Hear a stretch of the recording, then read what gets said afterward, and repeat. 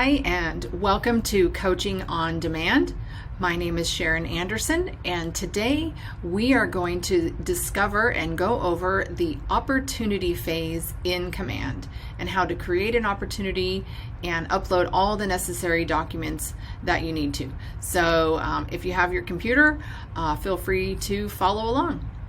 So I'm already logged into Command here, and once you log in, the first thing that you need to know about creating an opportunity is you need to have that client or that buyer or seller as a contact listed in Command. So if you haven't done that, that'll be the first thing that you need to do. You won't be able to do that in the opportunity phase, and to create an opportunity, you have to have as much information about that client that you have. So once you've done that, we're going to go over here and click this little handshake and the opportunity tab. And today we are going to upload a buyer to our system. Same thing for a listing or a rental. Different things will change. So we're going to go over here to the right hand side and we're going to hit create opportunity. That's going to pull up this tab. Some of your information will already be filled in. Your market center, we're going to change this to a buyer. And I'm going to select a client. I'm going to select my daughter. She loves that I get to use her on these things. If you have a co-buyer, you should also have them as a contact, but that's where you would type them in as well. I normally create my opportunity here, and I usually name my opportunity by the address. So you might be working with the same buyer on multiple things. If you're selling their home, they might be looking for a place to buy as well. So I like making the address. So I currently have an escrow on Solana Circle. So we are just going to put, I'm going to put the address, and I'm actually going to put test so I don't confuse myself or my transaction coordinator down the road. Estimated close date, we're going to say this is a short one here. We're just going to say February 15th. Time frame, 1 month. Budget, this one's actually an escrow for $1 million. We're going to put $1 million. Commission rate, my commission on this one is 3%. I'm going to move this to active because I already have a contract on this property, and I'm going to put it in negotiations. There'll be different options that will open up once you're actually under contract. You can move your opportunity to that as well. And we're going to hit create. Once you hit create, you'll be taken to this screen. This is where you will fill in more information on, we're in the United States, 620, there we go, West Solana Circle, Solana Beach. There's all of our information. We're going to hit save. If you wanted to change this at all, you can go in, hit the little pencil here, and you can change some of that information. If you want to keep track of your metrics on keeping appointments and how many appointments you've been on and that sort of thing, you should actually put in here, let's say I scheduled the appointment on the 11th, I was going to go on the 13th, I won the agreement on the 13th, we have a contract date on the 13th, we don't have a closed date yet because we haven't actually closed. Finance type, you can select here. We're going to say no financing, all cash deal, and we're going to hit save. So the next thing that you're going to want to do is we're going to need to upload the necessary documents to Command so the office here and our compliance manager can review all documents. So before you actually get paid, these documents will need to be loaded up. So we're going to hit documents right here. All right. As you can see, it's probably blank.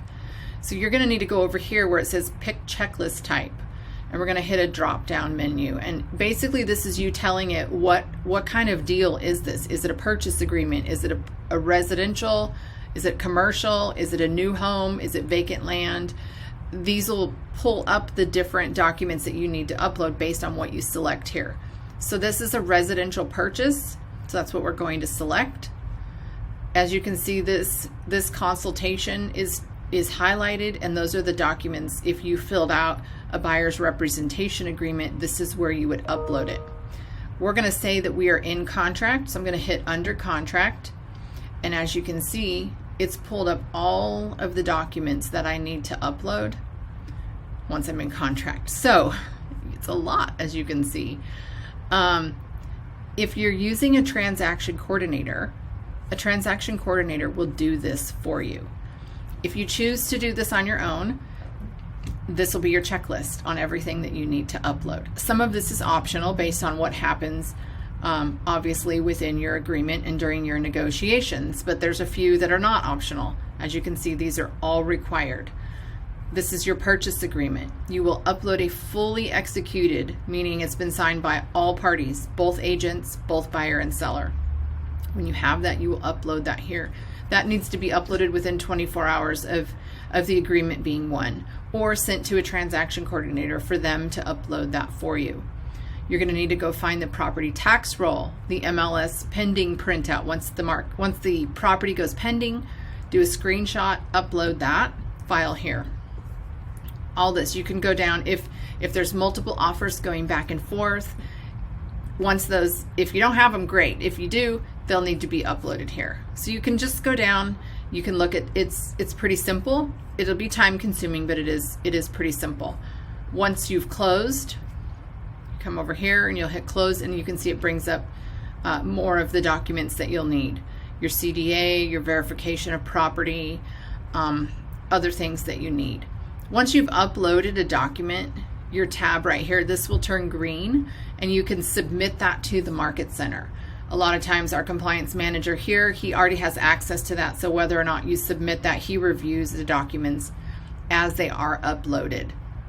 I'm not going to do it in this video, but if you would like to connect Command directly to DocuSign, you can do that.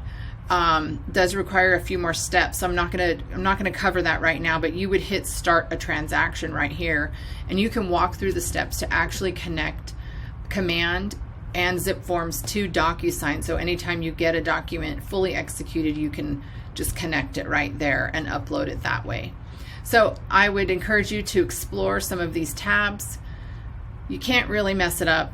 This is kind of taking a minute to load. You can't really mess it up. If you do, just delete the opportunity and start over, okay? I'm gonna click over here to details.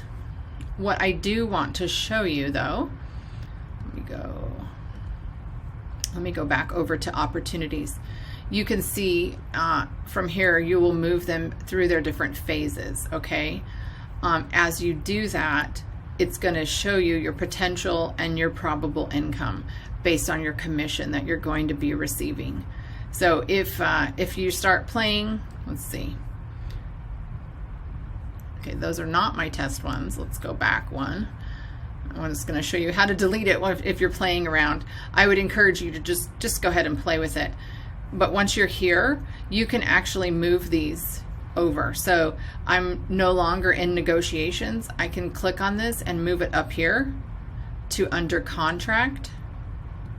And then I'll move over here to under contract. And where did it go?